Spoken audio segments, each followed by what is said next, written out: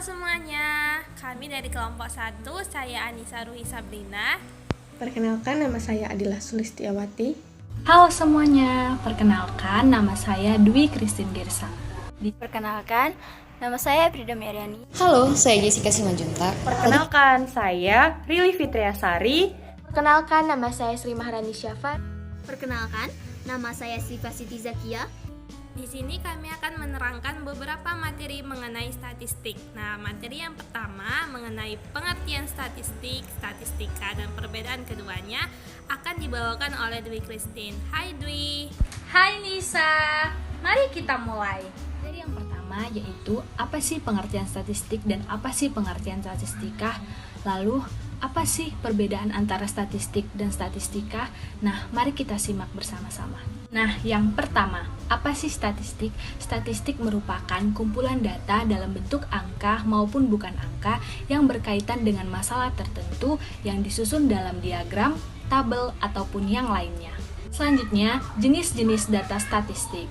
Yang pertama, berdasarkan sifatnya dibagi menjadi dua, yaitu data kualitatif dan data kuantitatif. Yang kedua, berdasarkan skala pengukuran bentuk dibagi menjadi dua. Yang pertama yaitu data nominal atau data diskrit. Yang kedua yaitu data kontinum. Di data kontinum dibagi lagi menjadi tiga. Yang pertama data ordinal, data interval, dan data rasio. Nah, selanjutnya yaitu apa sih statistika? Nah, statistika yaitu ilmu yang mempelajari bagaimana mengumpulkan, mengelola, menganalisis penyajian data, menginterpretasikan, dan mempresentasikan data. Nah, statistika ada yaitu untuk mendapatkan gambaran dari sekumpulan data yang sudah dikaji sehingga dapat ditarik kesimpulan dari data tersebut. Nah, di sini statistika diklarifikasikan menjadi dua, di mana yang pertama yaitu statistika deskriptif dan yang kedua statistika inferensia. Nah, dari penjelasan ini dapat ditarik kesimpulan perbedaan antara statistik dan statistika dapat dilihat dari pengertian, fungsi, jenis, dan bagian-bagiannya. Sekian materi dari saya, materi yang selanjutnya akan dijelaskan oleh teman saya. Terima kasih Dwi atas penjelasannya, namun materi selanjutnya akan dibawakan oleh Efrida. Hai Efrida. Hai Nisa, ayo kita mulai. Nah, setelah mengetahui pengertian dari statistik dan statistika, kali ini saya akan menjelaskan sedikit tentang jenis-jenis data. Jenis data berdasarkan skala pengukurannya yaitu yang pertama adalah data nominal. Data nominal adalah data yang dapat digolongkan secara terpisah, secara diskrit, dan secara kategori. Data ini merupakan data yang dapat disebut sebagai lambang dari sebuah kategori. Contoh dari data nominal seperti jenis kelamin, jenis pekerjaan, jenis penyakit, dan masih banyak lagi. Jenis data yang selanjutnya yaitu data ordinal. Angka-angka yang terdapat pada data ini digunakan sebagai urutan suatu seri. Data ini sering disebut sebagai data berjenjang karena angka tidak digunakan sebagai lambang, namun sebagai perbedaan suatu tingkatan. Contoh dari data ini seperti ranking-ranking yang ada di kelas, yaitu ranking 1, ranking 2, dan ranking 3, serta berbagai juara yang ada pada perlombaan seperti juara 1, juara 2, juara 3, dan seterusnya. Materi selanjutnya tentang jenis-jenis data berdasarkan skala pengukurannya akan dilanjutkan oleh teman saya yaitu Adila. Terima kasih kepada Efrida. Data menurut skala pengukuran yang selanjutnya yaitu data interval. Jika dalam data ordinal hanya dapat menyatakan suatu nilai lebih dari, sama atau bahkan kurang dari, maka pada interval kita mendapati skala angka yang batas variasinya antar nilai satu dan lainnya sudah jelas, sehingga jarak atau intervalnya dapat dibandingkan. Contoh skala interval yang dapat ditemui yaitu pada termometer, yang menunjukkan angka 0 derajat bukan berarti suhu pada saat itu tidak memiliki suhu panas ataupun dingin. Pada data interval, walaupun tidak memiliki nilai 0 mutlak, tetapi hampir semua teknik statistika dapat menganalisis data interval seperti mean atau rata-rata dan standar deviasi. Data yang terakhir yaitu data rasio. Interval pada data rasio memiliki batas yang jelas, juga memiliki nilai 0 yang mutlak. Contoh yang dapat dijumpai yaitu, jika beras memiliki berat 5 kg, berarti berat beras tersebut adalah separuhnya dari beras 10 kg. Contoh data rasio lainnya yaitu panjang tinggi, luas, kadar zat, dan masih banyak lagi. Nah, materi mengenai pengertian statistik, statistika, dan perbedaan keduanya, serta jenis-jenis datanya berdasarkan skala pengukuran sudah kita pelajari.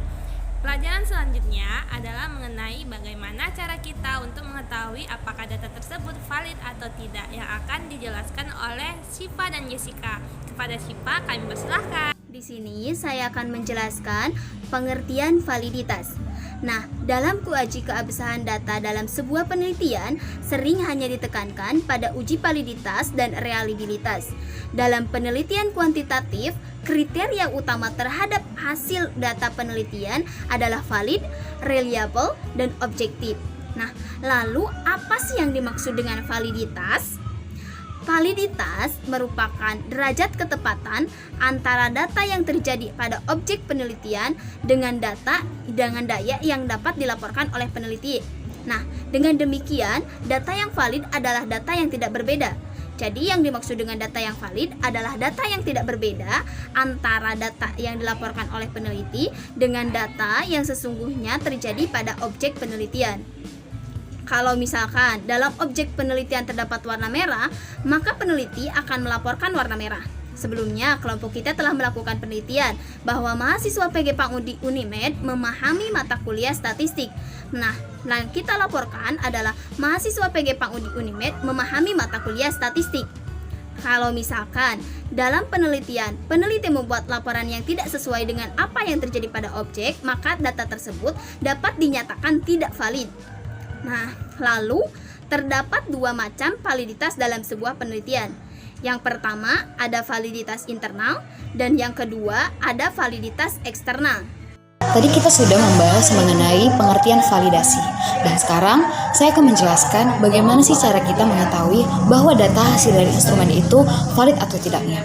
Nah, ketika kita menggunakan rumus validitas instrumen dan dengan menjumlahkan seluruh tabel butir yang ada pada tabel dan ahli dalam sebuah data instrumen. Nah, jika hasil seluruhnya itu dijumlahkan dengan jumlah 0,3, maka hasil tersebut dikatakan valid. Tetapi, jika kurang dari 0,3 atau di bawah 0,3, data tersebut disebut tidak valid. Dan ini hasil data menurut ahli yang memutuskan bahwa hasil data 0,3 akan lebih dari 0,3 disebut valid. Nah, ini juga ada jenis-jenisnya. Jika hasil data tersebut di atas 0,8 atau 0,8 itu disebut data yang tinggi. Nah, jika lebih dari 0,4 atau kurang dari 0,4 disebut dengan data sedang. Dan di bawah 0,4 itu valid, tapi jumlah data tersebut adalah rendah.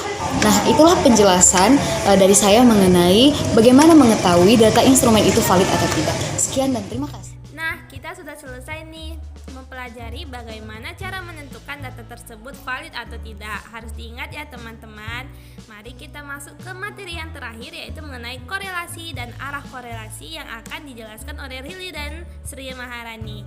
Hai Rili, sudah siap untuk materi yang terakhir? Pastinya sudah siap kan? Mari kita mulai. Ayo Nisa, mari kita mulai. Baik, selanjutnya saya akan membawakan materi korelasi. Secara sederhana, korelasi ini dapat diartikan sebagai sebuah hubungan, di mana hubungan dua variabel yang terjadi karena memiliki hubungan sebab akibat. Dua variabel dikatakan berkorelasi apabila terjadi perubahan pada variabel satu yang diikuti dengan variabel lainnya secara teratur, baik searah maupun berlawanan. Korelasi ini terbagi menjadi dua. Yang pertama, korelasi positif, dan yang kedua, korelasi negatif. Nah, korelasi positif ini sifatnya searah. Korelasi positif terjadi apabila dua variabel atau lebih mengalami perubahan paralel atau searah. Misalnya, apabila variabel X mengalami kenaikan, maka akan diikuti dengan kenaikan pada variabel Y. Contohnya, penggunaan media pembelajaran matematika pada siswa. Apabila penggunaan media ini tepat, maka akan diikuti dengan naiknya nilai matematika siswa. Contoh lainnya juga bisa saya berikan. Jika harga bahan bakar minyak naik, maka akan diikuti dengan naiknya juga harga angkutan umum. Itu tadi pengertian dari korelasi positif. Selanjutnya untuk korelasi negatif akan dijelaskan oleh Sri Maharani Syafa.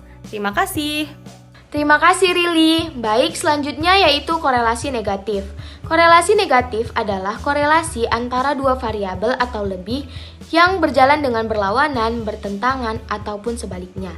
Korelasi negatif terjadi apabila dua variabel atau lebih berjalan dengan arah yang berlawanan. Artinya, jika variabel X mengalami kenaikan, maka variabel Y akan mengalami penurunan, ataupun sebaliknya. Contoh dari korelasi negatif yaitu, jika kesadaran hukum semakin tinggi, maka angka kriminalitas akan semakin rendah. Korelasi negatif ini terbagi menjadi 3 macam. Yang pertama yaitu korelasi negatif sempurna atau korelasi negatif maksimal. Yang kedua yaitu korelasi negatif tinggi atau kuat. Dan yang terakhir yaitu korelasi negatif rendah atau korelasi negatif kecil. Adapun yang membedakan arah korelasi adalah pada angka indeks korelasi. Bila di depan angka indeks korelasi diberikan tanda minus, maka menunjukkan bahwa arah korelasi tersebut negatif. Bila di depan angka indeks korelasi diberikan tanda positif atau tidak diberikan tanda apapun, maka menunjukkan bahwa arah korelasi tersebut positif. Tanda minus maupun positif di sini bukanlah merupakan tanda aritmatika. Sekian dari materi saya, terima kasih. Nah, teman-teman, semua materi sudah dijelaskan oleh kelompok 1. Kami berharap materi ini dapat membantu kalian untuk memahami statistik lebih baik lagi. Sampai di sini pembelajaran hari ini. Terima kasih telah menonton. Sampai jumpa.